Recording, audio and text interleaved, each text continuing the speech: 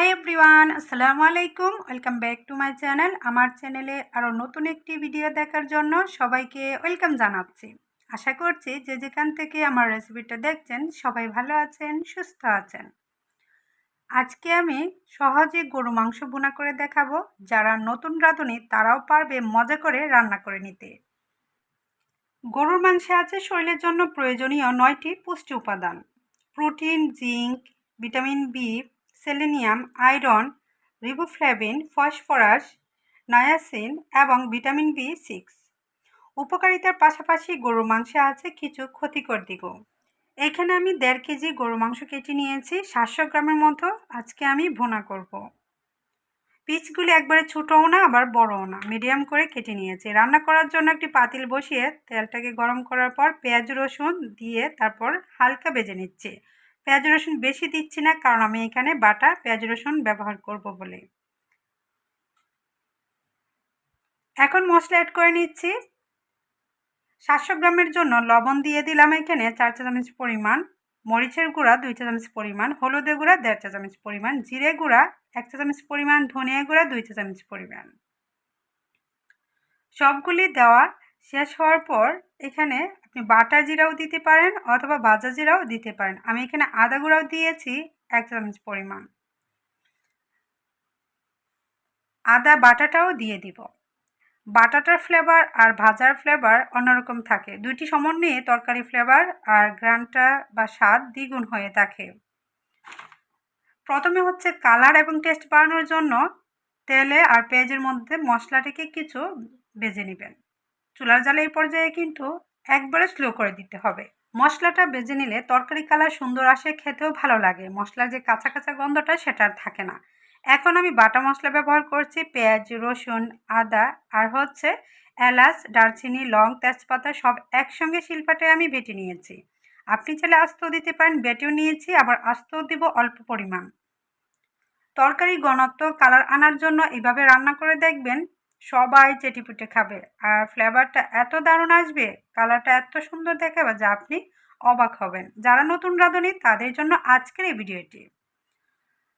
পানি ছাড়াই কষিয়ে নিয়েছি। চুলার জাল এই পর্যায়ে একবারে স্লো করেই কিন্তু মশলাটাকে কষিয়ে নিতে হবে, যেন পোড়া পোড়া গন্ধ না আসে। পোড়া পোড়া গন্ধ আসলে পোড়াটা তরকারি খেতে বাজে লাগবে। এখন এটাকে নেড়ে চেড়ে আরেকটু কষিয়ে নিব পানি ছাড়াই। পানি ছাড়াই কিছুক্ষণ অনবরত কষিয়ে নিতে হবে মাঝারি আছে জালে। মাংস দেওয়ার পর এমনিতেই কিন্তু পানি ছাড়বে কিছুক্ষণ যদি আপনি এভাবে নেড়ে ছেড়ে কষাতে থাকেন।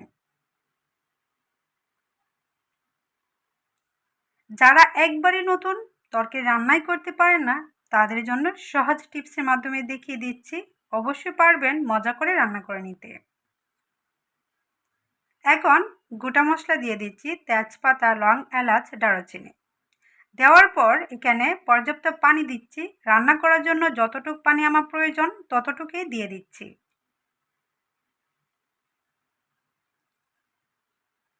প্রায় 30% কিন্তু আমি কষিয়ে নিয়েছি। মানে মাংস রান্না করার জন্য 100%-এর মধ্যে 30% কিন্তু আমি পানি ছাড়া এটাকে রান্না করে নিয়েছি। পানি দিয়ে এখন ঢাকনা দিয়ে ঢেকে সম্পূর্ণ রান্না করে নিব। হাই ফ্লেমে কিছুক্ষণ রান্না করার পর আবার মাঝারি আঁচে করে দিয়েছি। এভাবে রান্না করলে হয় কি, মাংসর ভিতরে মশলাটা সুন্দর ঢুকে আর খেতে অনেক ভালো লাগে। সবসময় যদি হাই ফ্লেমে রান্না করেন ঝোলটা একবারে শুকিয়ে যাবে, মাংসর ভিতরে মশলা ঢুকবে না বা সিদ্ধ হতে চাইবে না। দেখুন 15 থেকে 16 মিনিট এটাকে রান্না করে নিয়েছি।